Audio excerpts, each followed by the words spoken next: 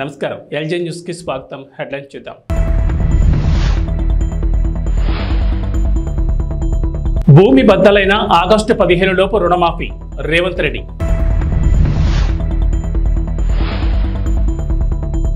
నేడు పులివెందులకు Jagan nomination. AP intelligence డీజీగా కుమార్ విశ్వజిత్ నియామకం. తెలంగాణ ముఖ్యమంత్రి రేవంత్ రెడ్డి ఆసక్తికర వ్యాఖ్యలు చేశారు. నారాయణపేట జిల్లా మత్తూరులో జరిగిన కాంగ్రెస్ కార్యకర్తల సమావేశంలో సీఎం రేవంత్ రెడ్డి పాల్గొన్నారు. ఈ సందర్భంగా రేవంత్ రెడ్డి మాట్లాడుతూ కాంగ్రెస్ ఇచ్చిన 6 గ్యారంటీల్లో 5 గ్యారంటీలను అధికారంలోకి వచ్చిన 100 రోజుల్లోనే పూర్తి చేశామని చెప్పారు. 10 ఏళ్ల అధికారంలో ఉన్న కేసీఆర్ ఎన్నికల హామీలను నెరవేర్చలేదని మండిపడ్డారు. కేసీఆర్ చేసిన రుణమాఫీ బ్యాంకుల వడ్డీలకే సరిపోలేదని విమర్శించారు. ఆగస్టు 15 లోపు 2 లక్షల రైతు రుణమాఫీ చేస్తామని సేవాలాల సాక్షిగా తాను మాటిస్తున్నానని చెప్పారు. నిన్న మాట ఇచ్చిన 15 ఆగస్టు లోపల తప్పకుండా 2 లక్షల రూపాయల రైతు రుణమాఫీ చేసే బాధ్యత నాది.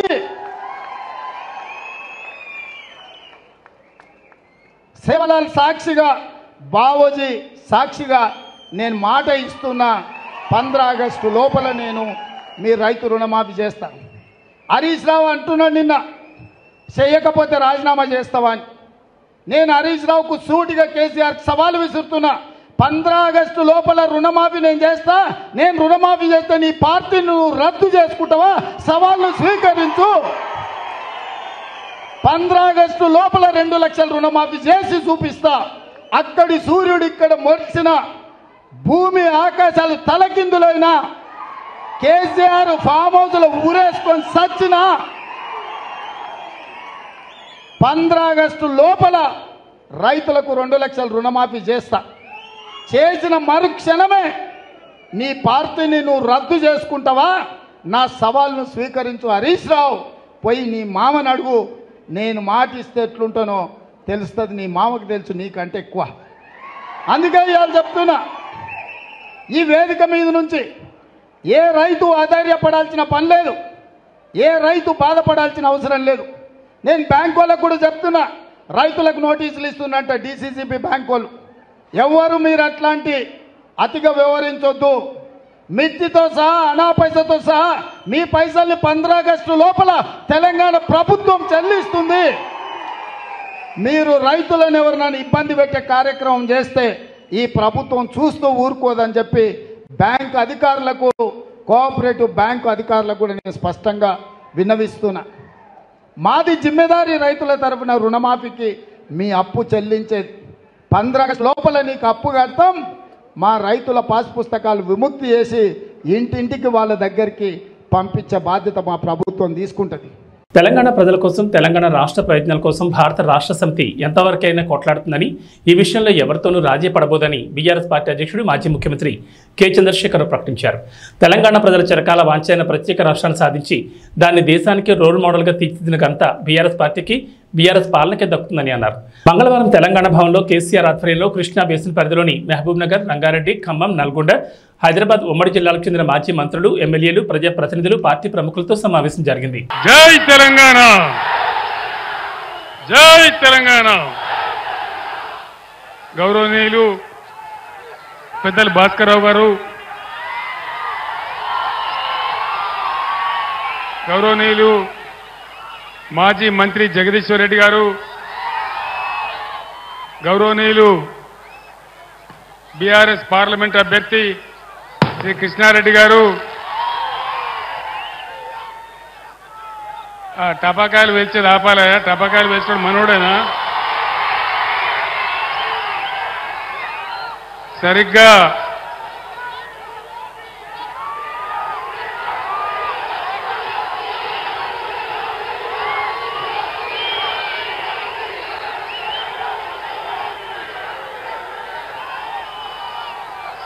ఈ రాత్రికి 21 సంవత్సరాల క్రితం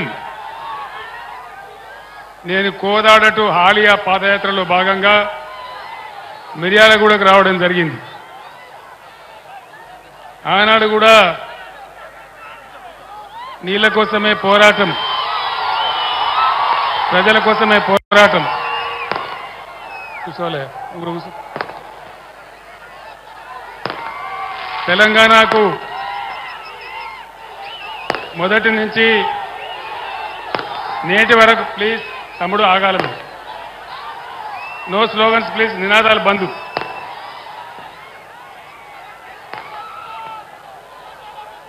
ఆ రోజు నాగార్జున సాగర్ కెనాల్ కింద మనకు నీళ్ళు ఇవ్వకుండా అన్యాయం చేస్తూ ఉంటే ఈ ప్రాంతం అంతా కూడా బావులు దవ్వే పరిస్థితి వస్తూ ఉంటే బాలాజీనగర్ వగైరా నుంచి వస్తూ నేరేడుచెర్ల మీదుగా నేను ఆనాడు మిర్యాలగూడకు రావడం జరిగింది. మీరందరూ కూడా ఆ రోజు నాకు భారీగా స్వాగతం పలికారు. ఈరోజు కూడా మళ్ళీ మా యువ తమ్ముళ్ళు, మహిళలు, అక్కా చెల్లెళ్ళు పెద్ద సంఖ్యలో అపూర్వమైన స్వాగతాన్ని పలికారు. భాస్కరరావు గారు ఆ టపాకాయలు ఆపమని చెప్పండి బాబు. ఆ టపాకాయలు ఆపాలి బాబు. నేను 15 నిమిషాలు మాట్లాడతాను, టపాకాయలు ఆపాలి దయచేసి. వెంటనే ఆపేయాల.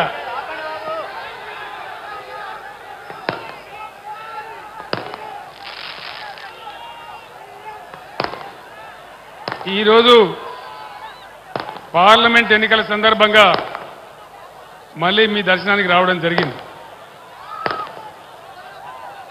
ఏం జరుగుతూ ఉంది ఈ రాష్ట్రంలో?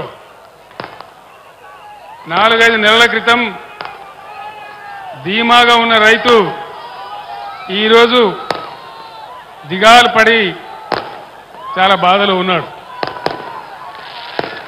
చెప్పేటోళ్ళు లేడా ఎవడు?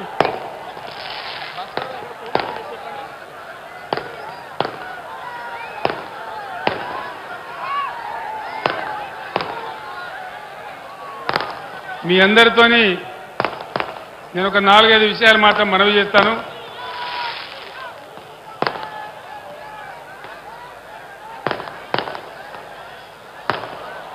ఆనాడు నేను నీళ్ల కోసం, నిధుల కోసం, కరెంటు కోసం, మన ప్రజల కోసం ఉద్యమిస్తే 15 సంవత్సరాల పోరాటం తర్వాత బ్రహ్మాండంగా మనం తెలంగాణ రాష్ట్రాన్ని సాధించుకున్నాం.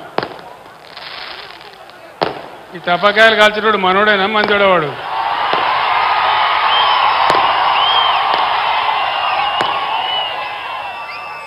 మనోడైతే అట్లా కాల్చాడు, మనోడు కాదా?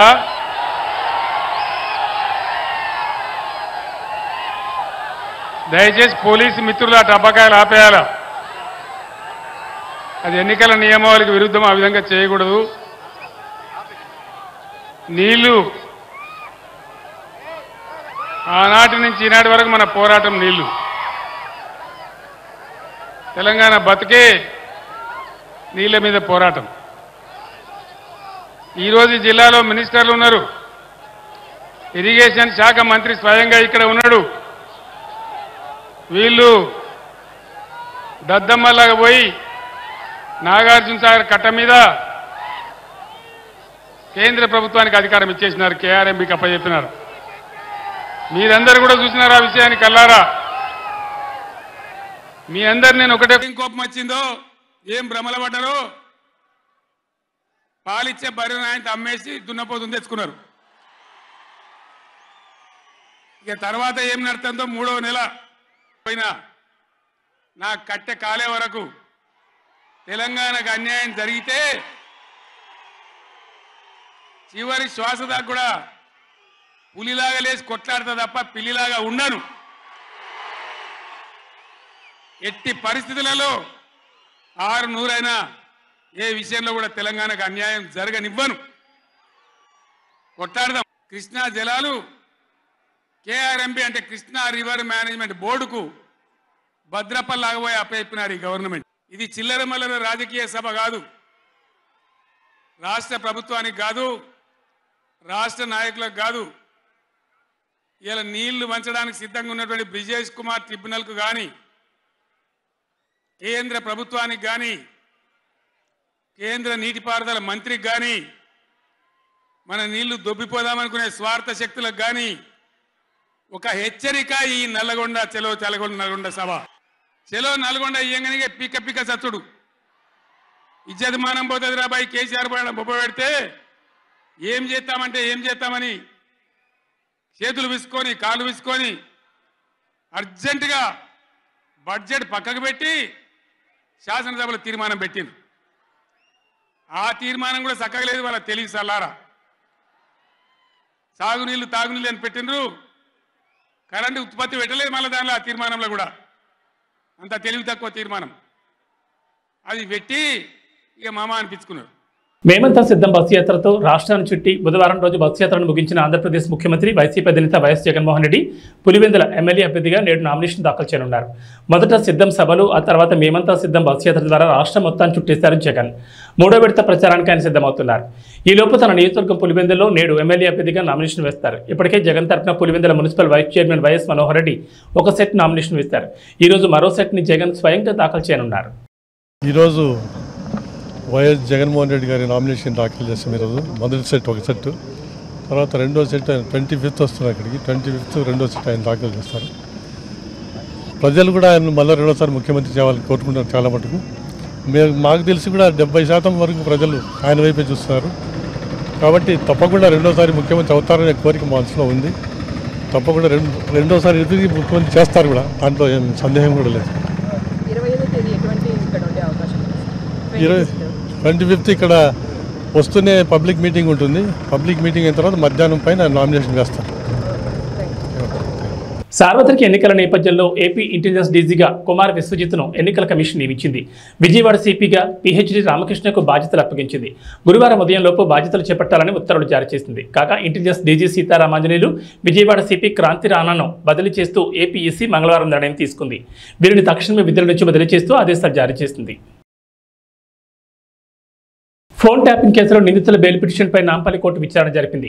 కేసులో నిందితులుగా ఉన్న రాధాకిషన్ రావు, భుజంగరావు, తిరుపతన్న, ప్రణీత్రావు బెయిల్ పిటిషన్లలో పోలీసులు కౌంటర్ దాఖలు చేశారు. కేసు విచారణ జరుగుతుందని, బెయిల్ ఇస్తే నిందితులు సాక్షులను ప్రభావితం చేస్తారని బెయిల్ ఇవ్వద్దంటూ పోలీసులు కోర్టును కోరారు. ఈ క్రమంలో తదుపరి విచారణ ఈ నెల 24కు వాయిదా వేసింది నాంపల్లి కోర్టు.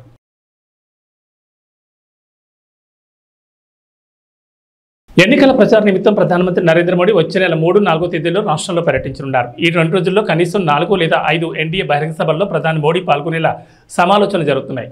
అనకాపల్లి, రాజమహేంద్రవరం, విజయవాడ, రాయలసీమ ప్రాంతాల్లో ఒక్కొక్క ఎన్డీఏ సభ జరగనుంది. తెలుగుదేశం, జనసేన, భాజపా నాయకులు త్వరలో ప్రత్యేకంగా సమావేశమై ప్రధాని పాల్గొనే సభలు, రోడ్ షోలపై రూట్ మ్యాప్ ఖరారు చేస్తారని భాజపా ఉపాధ్యక్షుడు సూర్యనారాయణ దాస్ తెలిపారు.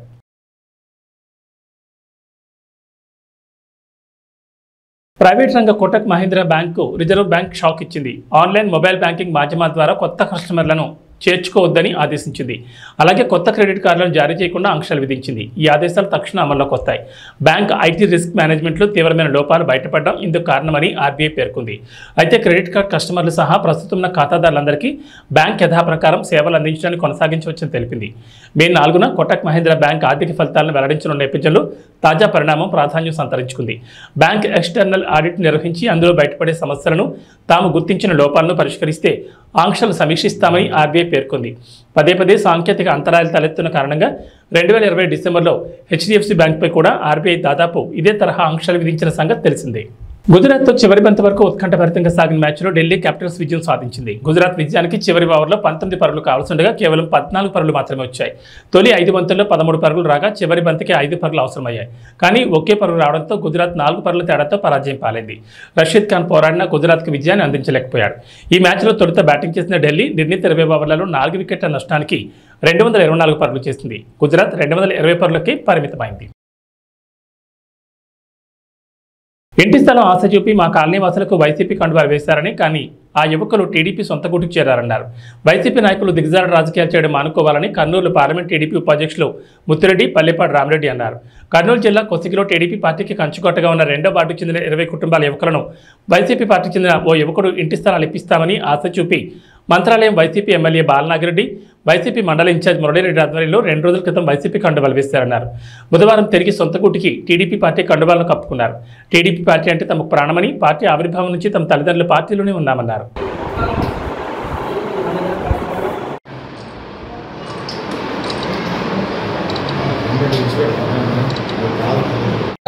20 సంవత్సరాల నుంచి ఒక తెలుగుదేశం పార్టీ కొనగనగిరి అని అండగా ఒకే పార్టీగా కొనసాగింది. ఈ సమరంలో ఏదో చిన్న కారణం వల్ల ఏదో తెలుగుకున్నట్టు పొరపాటు జరిగింది. అది ఇప్పటి నుంచి అలా జరుపుకున్నట్ల మా కొనగనగిరి అనేది ఒక ఐకమత్యంగా, ఒక నిజాయితీగా, ఒక అండగా ఉండాలని, పక్కకి వెళ్తే పోమని ఈసారి మీ అందరికీ పార్టీ తరపు నుంచి మన బీసీకి రాఘవేంద్ర రెడ్డి కానీ మన బీసీ వాల్మీకి వచ్చిందనుకో మన దగ్గరుండి ఈరోజు మంత్రాలయం నుండి ఒక తెలుగుదేశం జెండా ఎగిరేయాలని ఈరోజు మా పెద్దలందరూ కలిసి ఈ నిర్వహించడం జరిగింది. తెలుగుదేశం పార్టీకి మేము ఎప్పటికీ అండగా ఉంటాము. జై తెలుగుదేశం, జై చంద్రబాబు.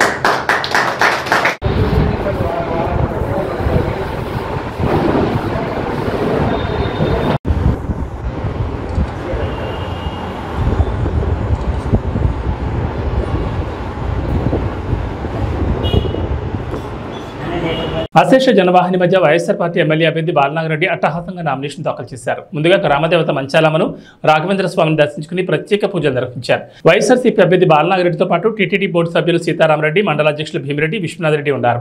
అనంతరం మంత్రాలయం నియోజకవర్గం నుంచి అన్ని మండలాల నుంచి పెద్ద ఎత్తున వైసీపీ శ్రేణులు, అభిమానులు, అనుచరులు, కార్యకర్తలతో పెద్ద ఎత్తున తహసీల్దార్ కార్యాలయం వరకు ఊరేగింపుగా వెళ్లి నామినేషన్ వేస్తారు. వైఎస్ఆర్ ఎమ్మెల్యే అభ్యర్థి బాలనాగిరెడ్డికి క్రేన్ గజమాలతో సత్కరించారు. డీఎస్పీ సీతారామయ్య ఆధ్వర్యంలో పెద్ద ఎత్తున పోలీస్ బందోబస్తు ఏర్పాటు చేశారు.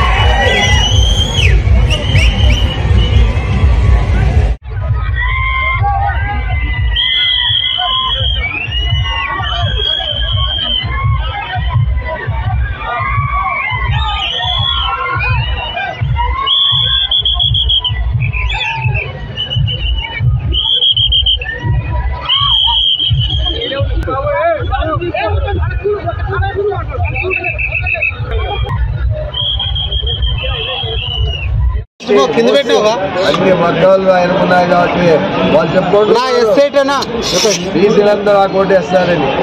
మీరు ఏమన్నా సాయం చేశాడో బీసీలకు అని చెప్తున్నాను. బీసీలకు కాదు ఆయన సాయం చేసింది ఆయన సొంత.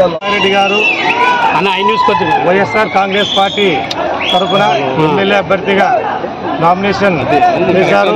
ఆ నామినేషన్ కార్యక్రమానికి అఖండ జనం 4 మండలాల నుంచి వైఎస్ఆర్ కాంగ్రెస్ పార్టీ అభిమానులు, నాయకులు, ఎంపీటీసీలు, సర్పంచులు, రైతు సోదరులు, రాంపురం రెడ్డి సోదరులు అభిమానులు అందరూ వచ్చి బ్రహ్మరథం పట్టారు నామినేషన్ వేసే సమయానికి. అది ఏంటంటే వైఎస్ఆర్ కాంగ్రెస్ పార్టీ జగన్మోహన్ రెడ్డి చేసిన సంక్షేమ పథకాలైతేమి, మన రాంపురం రెడ్డి సోదరులు ప్రతి ఒక్క ఫ్యామిలీకి మండలంలో 4 మండలం అంటే ఏమనేది జనజాతరలోనే తెలిసిపోయింది.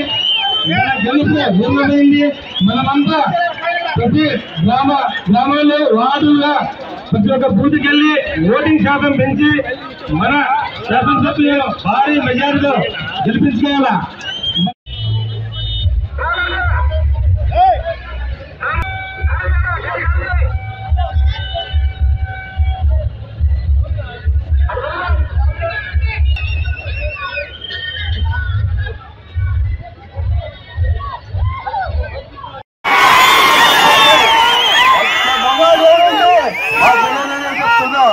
ఎందుకంటే సింగల్ గానే పోటీ చేస్తాం, సింగల్ గానే వస్తుందా.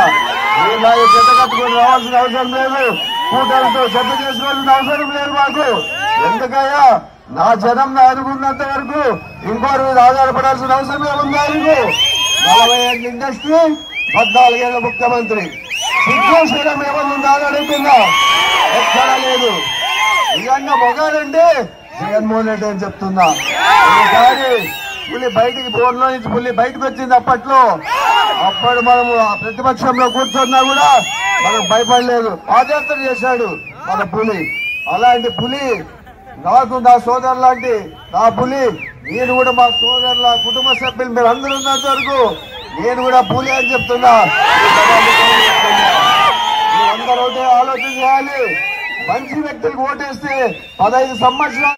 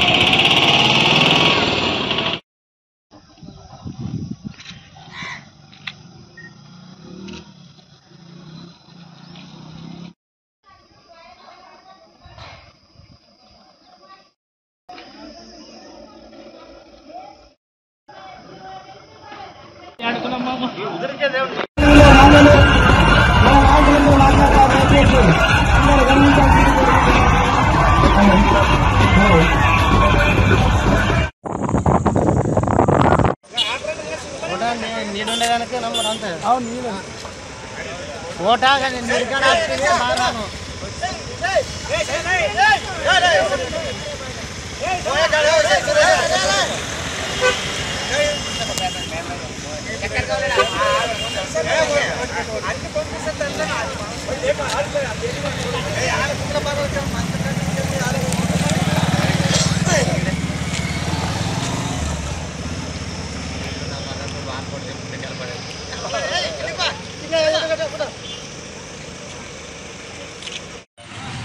ఎమ్మిగనూరు నియోజకవర్గ ఉమ్మడి తెలుగుదేశం పార్టీ అభ్యర్థి డాక్టర్ బీవీ జె నాగేశ్వరరెడ్డి మిత్రపక్షాలైన ఎన్డీఏ కూటమి అభ్యర్థులతో కలిసి స్థానిక ఎమ్మిగనూరులో పట్టణంలోని తన స్వగృహంలో ఆత్మీయ సమావేశం నిర్వహించారు. ఈ సందర్భంగా మాట్లాడుతూ జగన్ రెడ్డి వదిలింది మెగా డిఎస్సీ కాదు దగా డిఎస్సీ అని మండిపడ్డారు. రాష్ట్రంలో 50,892 ఖాళీలుంటే 6,100 పోస్టులకే నోటిఫికేషన్ ఇవ్వడం నిరుద్యోగుల్ని వంచడమే అని పేర్కొన్నారు. డిఎస్సీ పేరుతో ఎన్నికలు దృష్టిలో పెట్టుకుని జగన్ రెడ్డి కొత్త డ్రామాకు తెరతీశారని పేర్కొన్నారు. ఆంధ్రప్రదేశ్ రాష్ట్రంలో నిరుద్యోగుల్ని మరోసారి వంచడానికి జగన్మోహన్ రెడ్డి సిద్ధమయ్యాడని, రాష్ట్రంలోని యువత జగన్ మాటలకు మోసపోకుండా జాగ్రత్త పడాలని ఆయన వాపోయారు. జనవరి 1న జాబ్ క్యాలెండర్ విడుదల చేస్తానని, 4.5 ఏళ్లు జగన్ చేసింది శూన్యమని పేర్కొన్నారు. మరి మేము అడుగుతున్నాం సూటిగా, గంజాయిని పెంచి కులాలు మాత్రం ఆ దేశంలో ఎక్కడ రాష్ట్రం నుంచే ఉన్నాయి. మీరు యువతని ఈరోజు మోసం చేసిన తీరు ఎలా ఉందంటే, ముద్దుల మీద ముద్దులు పెట్టి ఆ రోజు పాదయాత్ర చేసి, పాదయాత్రలో నేను మాట తప్పను మడమ తిప్పను అని చెప్పిన మీరు యువకులకు, ముఖ్యంగా రాష్ట్ర యువతకు క్షమాపణ చెప్పాలా. మీరు చెప్పారు జగన్మోహన్ రెడ్డి గారు మద్యపాన నిషేధం చేస్తాను, అదే రకంగా మద్యపాన నిషేధం చేసిన తర్వాత నేను ఎన్నికలకు పోయే ముందు ఏ ఊరికి పోయినా, ఏ వాడకు పోయినా, ఏ వార్డుకు పోయినా ఎక్కడా ఒక్క చుక్క మందు కనపడినప్పుడే నేను వచ్చి ఓటు అడుగుతానన్నారు. అంటే ఇంక ఎలక్షన్లకు నాకు తెలిసినంత మీరు నామినేషన్ కూడా వేయకూడదు. ముఖ్యమంత్రిగా మీరు నామినేషన్ ఏదైతే ఉన్నారో, ఎమ్మెల్యేగా రేపు శాసనసభకు నామినేషన్ వేయకూడదు. మీ పార్టీ ఎక్కడ కూడా నామినేషన్ వేయకూడదు. ఎందుకంటే మీరు మాట తప్పారు. ఈరోజు ఒక్క చుక్క నీళ్లు లేవు ఏ ఊరికి పోయినా, ఏ వార్డుకు పోయినా. కానీ తాగడానికి మందు మాత్రం ఏరులే బారుతా ఉంది. కాబట్టి ఒకటే డిసైడ్ చేసి చెప్తున్నాం మేమందరం కూడా, కౌంట్ డౌన్ ప్రారంభమైంది జగన్మోహన్ రెడ్డి. మీకు ఈరోజు 22 రోజులు. ఇంకా ఈ 22 రోజుల్లో కూటమి ఏదైతే ఉందో, ఇటు బీజేపీ మోడీ గారి నాయకత్వంలో, నారా చంద్రబాబు నాయుడు గారి నాయకత్వంలో తెలుగుదేశం పార్టీ, పవన్ కళ్యాణ్ గారి నాయకత్వం జనసేన, మేమందరం కూడా కూటమి అభ్యర్థులుగా కూటమి సహాయం తీసుకుని ఈరోజు ఎమ్మిగనూరు నియోజకవర్గం నుంచి ఒక సంకేతాన్ని పంపిస్తున్నాం. ప్రతి ఒక్కరం కూడా సమిష్టిగా పనిచేసి యువతని మోసం చేసిన ఈరోజు అంశం ఏమంటే, ముఖ్యంగా మెగా డిఎస్సి మీద మాట్లాడడానికి మేమందరం కూర్చున్నాం.